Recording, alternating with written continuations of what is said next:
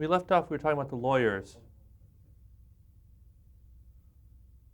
When we left off, we were talking about the lawyers and the projects you were doing in the late 60s at Universal Television as part of Public Arts Universal. After the lawyers, what did you go to next? I have no idea. You have no idea. Well, you were No. involved in the creation of the Movie of the Week concept. How did that come about? Well, I was walking on the beach one morning, right after the New Year. I think this was in '68, and I was asking myself, why do movies for television have to be 2 hours long? Why can't they be 90 minutes? I mean, there are all kinds of advantages if they're 90 minutes, and many movies are only that long. I mean, a 90-minute movie on television would be about 84 minutes, and there are plenty of movies that are only, somewhere between 80 and 85 minutes. So I thought, and that's all I had to think of. And the title came next, call it Movie of the Week, and do it as a movie. In other words, don't treat it as an anthology show. Don't do anything that makes it sound like an anthology show. This is Movie of the Week. And I told it to NBC. And they, I've forgotten his name, man in charge of programming, they were doing the 2-hour movies. Mm-hmm. So naturally, in fact, I told it to him out of courtesy, but actually bringing it to NBC was like someone trying to sell a chicken farmer a fox. And so then after having done that courtesy thing, now I got serious, and I met with CBS. And when I finished, a great group of people standing in the background was Fred Silverman. I didn't know who he was, but he wasn't sitting at the table with these guys. He was standing back there, listening intently. And I asked later, who was that man standing back there? Who was that masked man? Turned out to be Fred Silverman. But anyway, when I finished telling them the concept of Movie of the Week and why I thought it was bound to work, the man running programming for CBS at that time, whose name I have forgotten, said, Roy, that is a terrible idea. Or words to that effect. It was kind of the opposite of what Leonard Goldenson had said. And that was it. That was the end of the meeting. They just weren't interested. But Dave Kaufman of Variety had somehow or other heard about it. I mean, I'd had 2 meetings, top-level meetings, and he called me and said, what is this about? And I told him the whole story. I said, well, and I gave it to him completely. And it was printed the next day. Roy Huggins has come up with a new series called Movie of the Week. The cost per episode would be, I forget the amount, but a lot. I mean, an unheard of amount. And all the things that I'd said, why it would be a success, and the things you had to avoid, and all the rest of it. It was a long article. Someone from ABC called Grant Tinker and said, why didn't Roy Huggins bring it to us? And Grant said, well, I don't know, call and ask him. So someone called and said they wanted to hear this idea. I met with ABC at a hotel. Barry Diller was present at that one, but was not the top man then.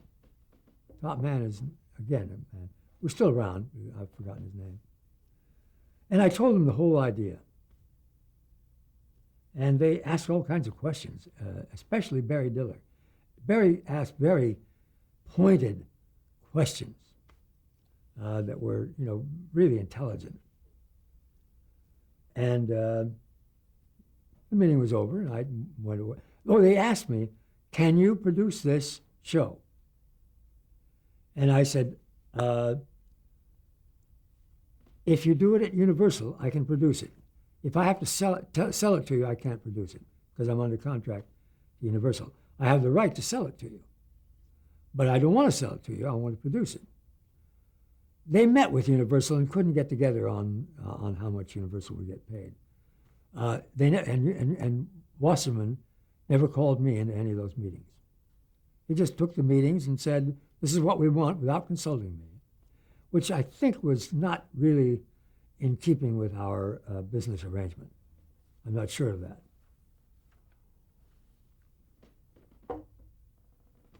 But some more time passed, and an article appeared in Variety, which was a duplicate of the article that had appeared about me about 2 or 3 weeks ago.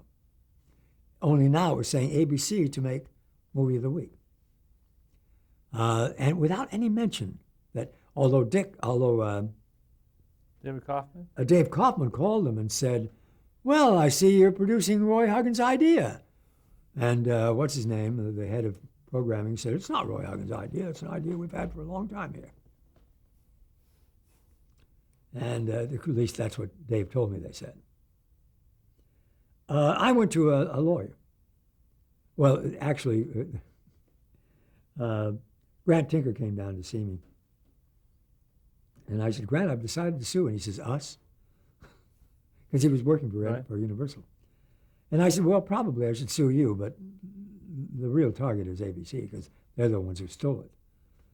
You merely misrepresented me. Which I wrote something about this and left that out because I didn't want to get into a battle with Wasserman, but that is what I said. So did you sue ABC? Yeah, I sued ABC. Or let me put it this way, I went to a lawyer and said, I want to sue ABC.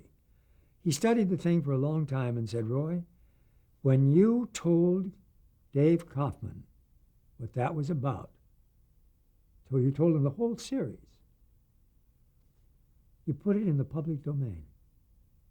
Now he says, I think you still might win, but they will have a very strong argument that they should be allowed to do what anyone could do because you had put it in the public domain.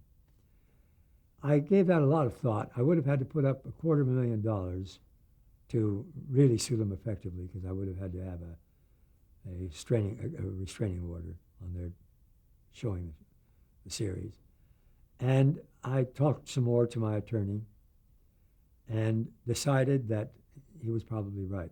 He says, Roy, I think it'll cost you a fortune, and there's a good chance you'll lose. He says, I don't like to go into suits of that kind. I only like to go into suits that I think I'm going to win. So I dropped it. And later on, in his autobiography, Leonard Goldenson admitted that it was my idea. He said it, obviously. All you have to do is read the trades and you see that Roy Huggins came up with that idea. After creating the Movie of the Week, you then went on to do several other series, one of which was Toma, which is probably most unique for bringing you into business with Stephen J. Cannell. Yeah. I think Steve had written some stuff for me before then, but I had Steve write that pilot. This is 1973, I believe. Yeah, I had Steve write the pilot. It was based on the life of an actual officer in New Jersey whose name was Toma. And I selected an actor to play the role. Tony Musante. Tony Musante. And Tony said to me, Roy, I want you to understand, I'm only going to do it for a year. And I said, Tony, you could sign a contract for 7 years. And if at the end of the year it was a success and we were being picked up, you could demand a new contract anyway.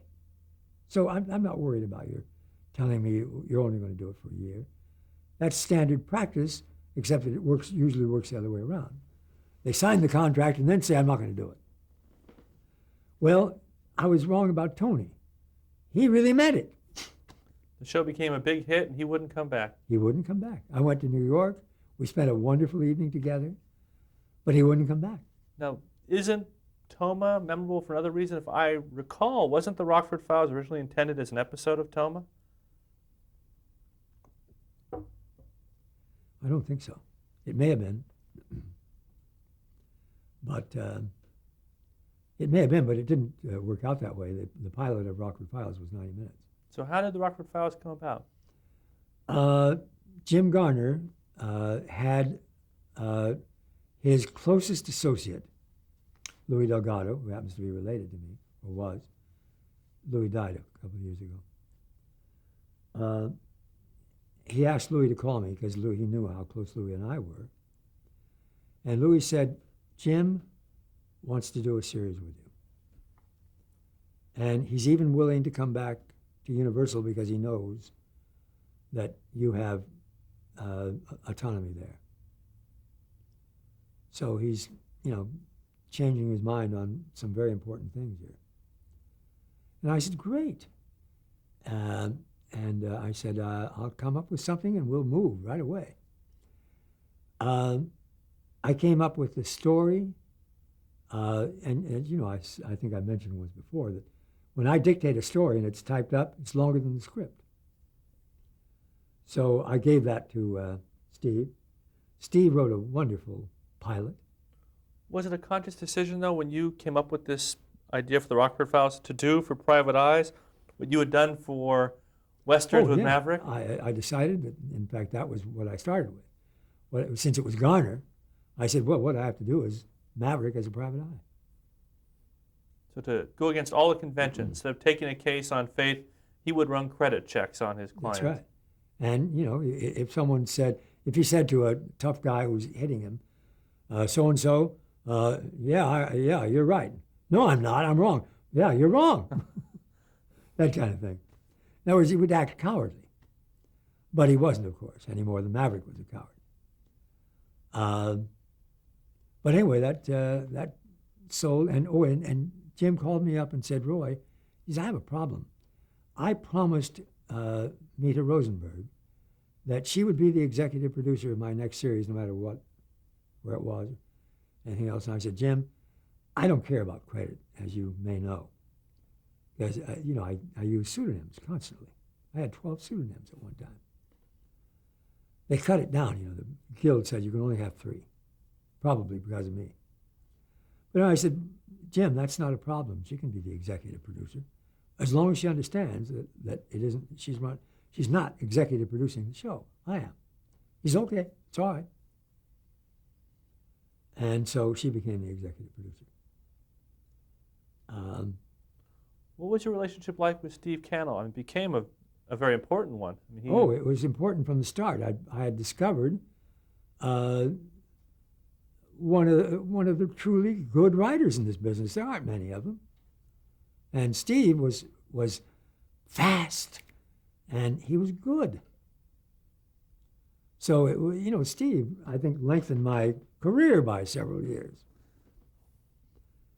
And well, describe your working relationship. How did you two work together? Well, I always gave Steve the story, and Steve didn't try to change the story, which I think is, as I say, the only one who ever changed the story was Juanita Bartlett, and that I accepted, and I accepted hers because she made them better. Steve followed the story, but always improved it. I mean, I would have a flat character, and Steve would make the character interesting. Like there was a character in the pilot who became Angel, but he wasn't Angel. He was just a character really not the kind that you would dictate while driving a car. How did Juanita Bartlett get involved in the show? I had used her on Alias Smith and Jones, and which was a show that I did not create, and NBC wanted to buy it from the man who created it, but wouldn't do it unless I agreed to produce it. And I used her on that show. What, did you forget Alias Smith and Jones? No. It's coming up. Huh? Juanita, as far as I know, Juanita started on Alias Smith and Jones. But anyway, Steve always improved on my story without changing the story. He improved the characters.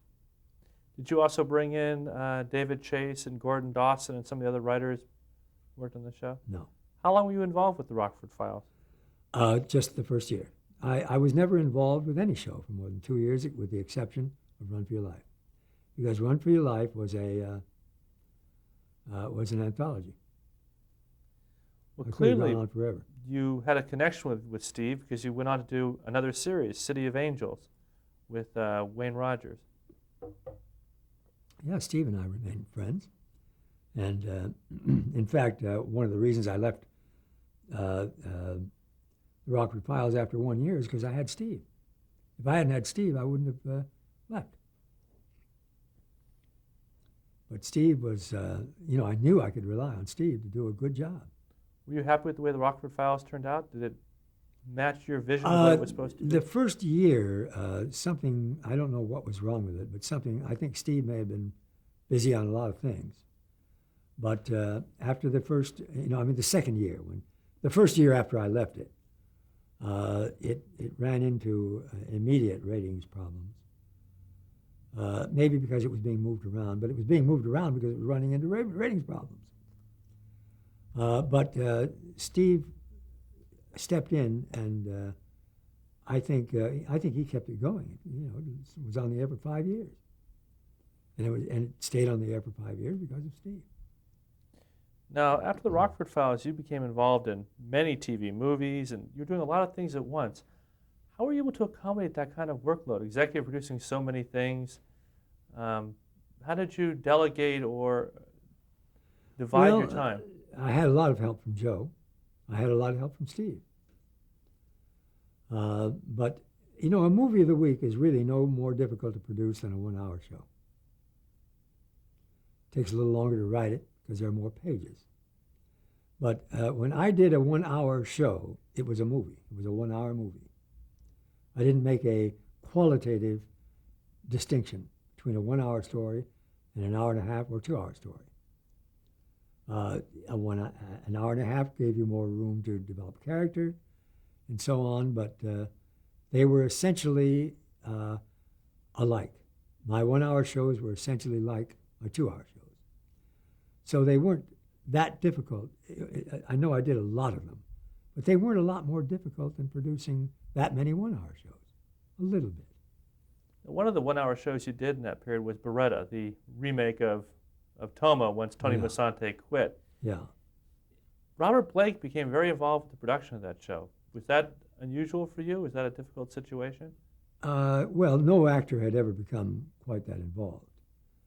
But I wasn't involved with the show anyway. I was only involved with the show for 2 years. I think I turned that over to Steve too. Can't remember. But I liked Blake. We had great fun together. Blake is a very bright man, and he never came into my office that he hadn't already worked out the whole agenda. Only he never let you know that. It took me a long time to realize that when he came casually in to say, "Hi, I just came in to say hello," he came in with an agenda. I finally figured it out and was ready for it, but for a long time I wasn't. He's a bright guy and he was great fun. In fact, finally when we were all through and he was gone, he said to me, he said, Roy, every now and then I get on Johnny Carson. He said, would you mind if I tell Johnny about some of the things we went through, throwing scripts at each other? I said, hell no. Tell it. You'll make it even better than it was. He never did, but that was what he said. Well, how do you feel about actors getting so involved in the creative aspects of the show? It really, something, it all depends on whether that involvement is positive or negative. There are actors who are utterly negative. I mean, their ideas are bad, and they're only hurting the show. And there are actors whose ideas are good, and I welcome them. And Blake was uneven. A lot of his ideas were good. And once in a while, they wouldn't quite work. But by that time, I wasn't producing the show anyway. Now, in 1980, after 18 years at Universal, you gave them Beretta, Toma, Alias Smith and Jones. You worked on The Virginian, Kraft Suspense Theater, The Outsiders, many unsold pilots, TV movies, miniseries. You left. Why? What happened? They sent me a contract to sign, which gave me a guaranteed amount per episode of profits for the first time. And I left it in my drawer and didn't sign it because, one, I didn't think it was enough. I think it was $2,500 or $3,000 an episode in against profit. In other words, could have been more than that if the show showed a profit. But by that time, I realized that the shows at Universal didn't show a profit. And every show I'd ever done, I would get reports, and they were always in the red, including Rockford. So I finally decided that there was one situation where they couldn't get out of it, because when Sid Sheinberg was trying to get me to make as many movies of the week as I could make, he said, Roy, you're 20, and he said this in front of Joe Swirly. He said, you're $25,000, you're 25% of the profits are going to be worth a minimum of $25,000 for every one of these 2-hour shows you're doing, and maybe a lot more. And that was the thing that persuaded me to sign. Well, I was always signing new contracts, but I was there for 18 years. And that was one of the things, the ways that, in fact, that's why he was talking to me and why he said this. He wanted me to sign a contract. And I did, based on what he had told me. Because I enjoyed making these movies of the week. They were easy, and they were anthologies, they were fun. In 1980, I realized I wasn't getting paid anything. And I had been told by Sid Sheinberg that there was a minimum that I would get, minimum of $25,000 per show. So I went over to see, he had said the same thing in front of someone else, and that was the treasurer of the corporation, a man named Elliot Witt. I went over and said, Elliot, do you remember the day that Sheinberg brought me in here to have you verify that there was that he would guarantee a profit of $25,000 for every movie that world premiere I did? And he says, yeah, I remember that. He says, I don't remember exactly what figure he mentioned, but I remember the meeting. I said, oh, well, the figure was low, relatively low, 25,000. And he says, well, it sounds right to me. Well, that got back to Sid Sheinberg. And Sheinberg called me, or had someone else call me up and say, we're withdrawing that contract that I'd had for like 8 or 9 months. We're withdrawing that contract. So I said to the guy calling, I'd never even met him. I said, well, I've had it in my desk for 8 months and hadn't signed it, and I don't think I ever would have. So tell Sid I said that. And that was the end of that. I left. Now, around that very same period, an extraordinary thing happened. Maverick was revived 3 times in 3 years on 3 networks. 1979's The New Maverick, 1980's Young Maverick on CBS, and then Brett Maverick on NBC in roughly 81. How did you feel about this sudden resurgence of Maverick, and what was your involvement in it? I had no involvement because I didn't have any ownership in the, because I did not win the royalty battle. So I had no involvement. I was just happy that Jim was working, because when Jim worked, Louis Delgado worked. Uh-huh. It didn't bother you to see your creation going on without you? No, it didn't, because I wasn't doing it. And, I was used to having things change when I stopped doing them. Now, in 1985, Steve Cannell, who'd more or less become the new Roy Huggins, had several shows going, had his own giant production company, and called you in to help one of his big shows, Hunter. How did that happen? Well, it happened because the show was not getting there. It was, every week it was dividing the time slot with a couple of very bad shows. But one week one would win, the next week the other one would win. They were all getting about a 21 share. They were really dividing it almost equally. All 3 of them were failing to do what any network would want a show to do. And I didn't mind at all. I looked at the show and I liked Fred Dreyer, and I liked, can't remember her name. Stephanie Kramer. Stephanie Kramer. I thought they were very good together. Was it strange for you to come back and be working for someone you had essentially created, set up in the business? Not really, no, because I never did go off on my own, really. I thought I was making a very strong partnership at Universal, but I really wasn't. Although they did leave me alone, and so did Steve. But no, it didn't bother me at all. I enjoyed doing the show. How did you feel about the way television had changed in those 2 decades you were with Universal? Had it changed for the worse? I Had don't- network involvement gotten too big? Well, network involvement is the reason, really the reason why I left Universal. In other words, if the network had continued to treat me the way they had for 18 years, which was to leave me alone and even support me,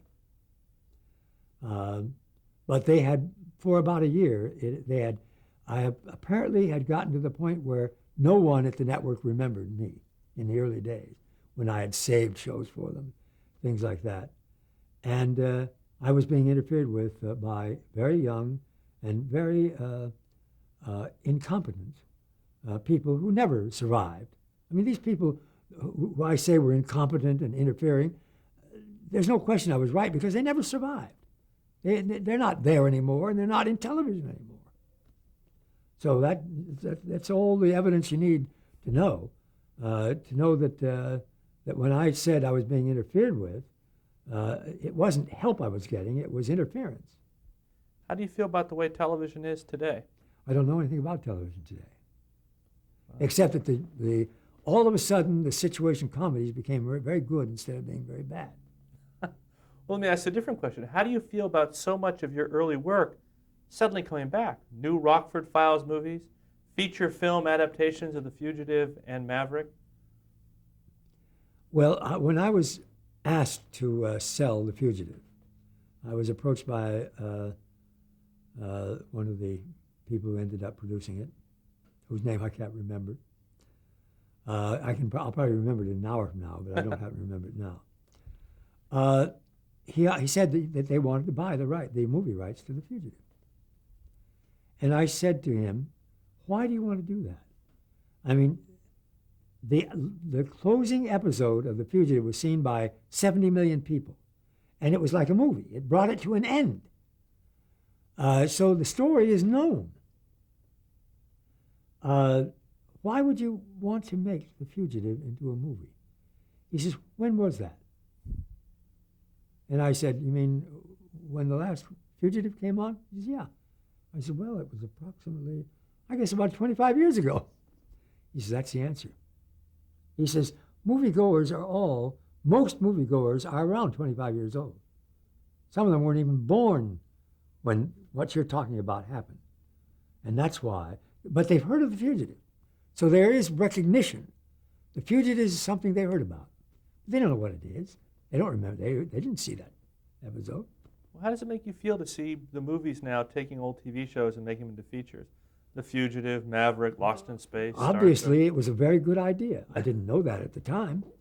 But when I made my deal and sold the movie rights to The Fugitive, I made a fairly good, what looked like a very good deal. And he's still paying me money. So that I was very happy to do that. I had no idea whether it would work. I thought it wouldn't. And Maverick? Maverick, I thought had a better chance to work, but and I was offered, as I was with The Fugitive, I was asked to come aboard and become the executive producer of the movie, which I did in the case of The Fugitive, and I was needed. Although I got throat cancer before it was finished in production and had to drop out. And I'm cured, by the way. I have to drink water. But the throat cancer is gone. It was 6 years ago. So it's not coming back.